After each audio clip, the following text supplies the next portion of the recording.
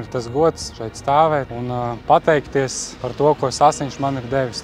Manā dzīvē tā ir gan mana mīlestība, ar ko es šeit iepazinos, gan mani draugi labākie. Un tad mans novēlējums, lai turpmākos 60 gadus arī tikpat daudziem cilvēkiem, kas savākušies šeit šodien, Sasiņš dod to labāko.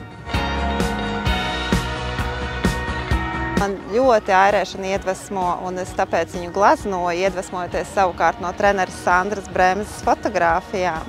Un es gribu, lai pēc iespējas vairāk cilvēku uzzina par šo skaisto sporta veidu, tāpēc novēlēšu mūsu jaukajam Sasiņam saules mūžu un vienmēr, lai ir spogulis skaists, gluds un pilns ar sapņiem, cerībām un jauniem sasniegumiem. Lai top!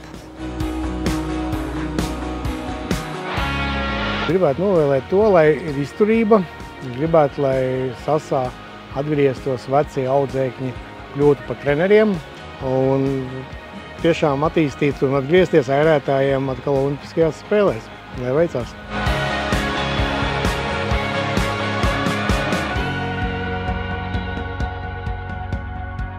Sasam es gribētu novēlēt 2060 un nākotnē un šodienā, lai viņi saglabā to dzīves sparu, to jaudu, kas iedvesmo, piemēram, mani darboties un pārējos jauniešus darboties un airēt un iemīlēt to ūdeni un to skaistumu un to, kā laiva slīd un 2, tik 3, tik 60. Turam buru!